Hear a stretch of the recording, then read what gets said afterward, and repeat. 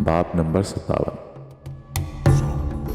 राजकुमारी ने बहुत से घोड़ों पर सवारी करने के बाद आखिरकार एक सियाह रंग की घोड़ी को अपने लिए मुंतखब कर लिया था। बहुत सोच विचार के बाद उसने अपनी घोड़ी का नाम शक्ति रखा था, एक ऐसी शक्ति जो उसे उसके साजन समेत जुल्म की इस नगरी से निकाल कर ले जाए। ये घोड़ी तमाम घोड़ों के मुकाबले में कदावर थी। उसके गहरे सियाह रंग में एक ऐसी चमक थी जैसे बादलों में बिजली चमकती हो। राजकुमारी ने शिकार की तरबियत के मैदान की तैयारी के साथ साथ अपनी घोड़ी की तरबियत भी शुरू कर दी थी। वो उसके कान में बार बार उसका नाम लेकर इस तरह बातें करती थी जैसे शक्ति उसकी बातों को समझ सकती हो। राजकुमारी ने अपनी घोड़ी को एड़ लगाने और लगाम के जरिए दौड़ाने के साथ साथ उसे अपनी आवाज़ से भी मानूस करना शुरू कर दिया था। जब वो उसे हुक्म देती कि चल तो चलना शुरू कर देती। जब वो उसे कहती कि इतरा कर चल तो दुल की चाल चलना शुरू कर देती थी। जब उसे कहा जाता कि तेज़ दौड़ तो तेज़ दौड़ती थी, और जब कहा जाता कि और तेज़ तो दौड़ने की रफ्तार और तेज़ बढ़ा देती थी। बिन कासिम राजकुमारी के हमरा घुड़सवारी की मशक करने से इस फन के नए राजों से वाकिफ हो रहा था। वो राजकुमारी को घोड़ी की पुश्त पर इंतहाई महारत से सवारी करते देखकर हैरान हो जाता था। राजकुमारी कभी भी घोड़ी की रकाब पर पांव रखकर सवार नहीं होती थी। बस वो अपने लचकदार जिस्म को थोड़ी सी हरकत देती थी और अपना एक हाथ घोड़ी की कमर पर टिकाकर उछलते हुए उसकी पुश्त पर सवार हो जाती थी। शिकार की तरबियत का मैदान तैयार होते ही उसने शिकार पर जाने के ख्वाहिशमंद अफसरान की तरबियत शुरू कर दी थी। राजकुमारी ने मैदान में रुकावटें इस अंदाज से खड़ी की थीं कि घोड़े हिरन की तरह जख्म भरना सीख लें। इस तरह घुड़सवार के लिए जख्म भरते हिरणों को जाल फेंककर जिंदा पकड़ना मुमकिन हो सकता था। जनरल अबू यजीद और अबू हुशाम समेत तमाम अफसरान राजकुमारी की घुड़सवारी पर दस्तरस से बहुत मुतासिर थे। उन सब ने इस फन में उसे उस्ताद मान लिया था। अब उन सब के दिल में राजकुमारी की तज़हीक व कमतरी के बजाय एहतराम के जज्बात ने जगह बना ली थी। हर रोज़ होने वाली शिकार की मशकों को कुछ रोज़ के लिए रोक दिया गया था क्योंकि दोबारा से बरसात शुरू हो गई थी।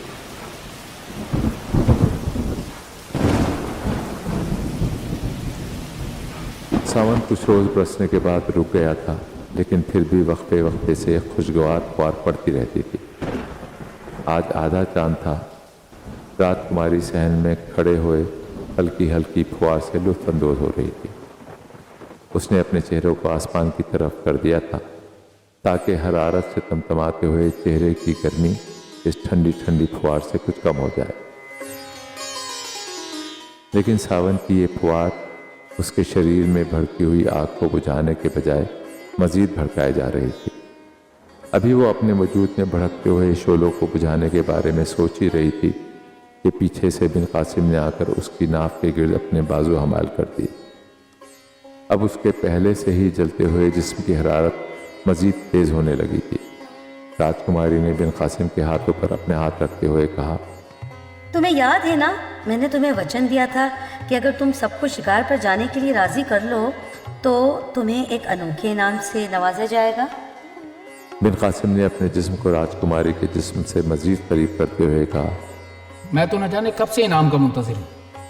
राजकुमारी ने नशीली आवाज़ में कहा, इंतज़ार का समय ख़त्म हो चुका है मेरे अरबी सजन, अब तुम इनाम से निहाल होने के लिए तैयार हो जाओ।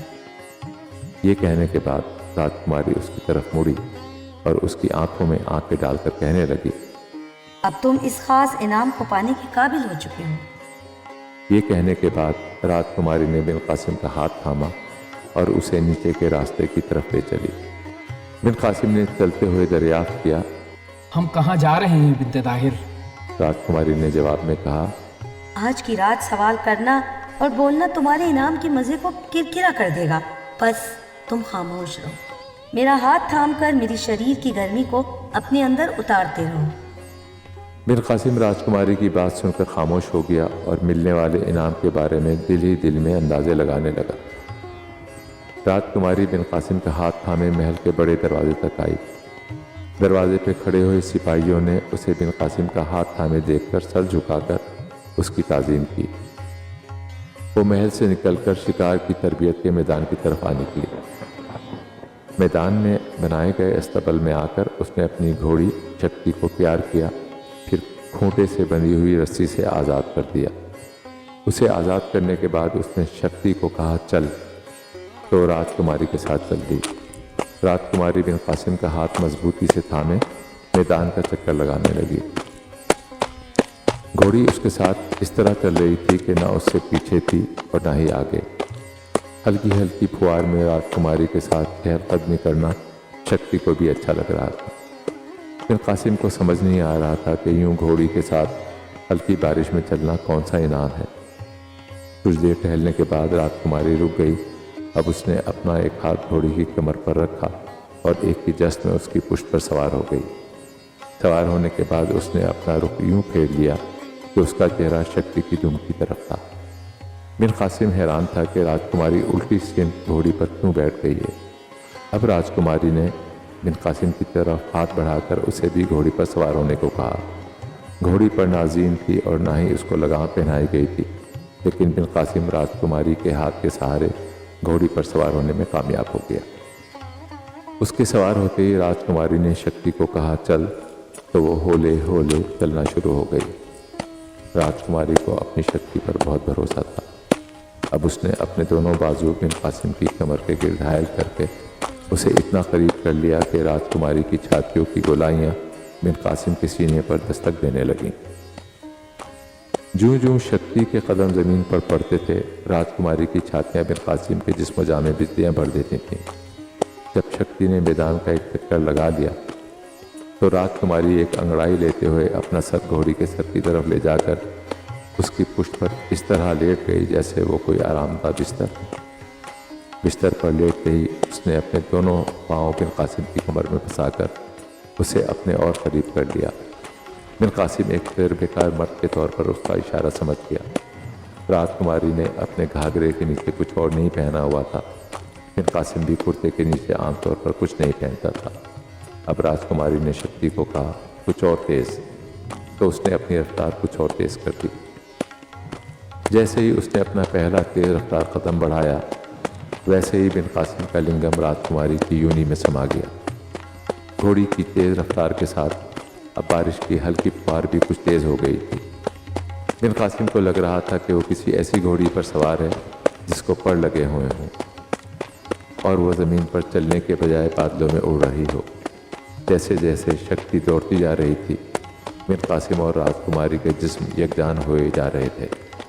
मैदान के कुछ चक्कर लगाने के बाद राजकुमारी ने घोड़ी से कहा और तेज़। घोड़ी ने रफ्तार और तेज़ कर दी। बिजली चमकने लगी, बादल गरजने लगे, बारिश और तेज़ हो गई। राजकुमारी के अंदर और बाहर बेअक़वा सावन बरस रहा। घोड़ी की रफ्तार और तेज़ होती जा रही थी। राजकुमारी ने बिन कासिम की कमर को अपने पैरों में और तेज़ी से जकड़ लिया। बादलों की गरज और बढ़ गई, बिजली और ज़्यादा चमकने लगी। और तेज़। शक्ति तेज़ दौड़ते दौड़ते अचानक रुकी और फिर बहुत ज़ोर से हिनन आई। उसकी हिननाहट में राजकुमारी की तस्कीन भरी चीखें दब गईं।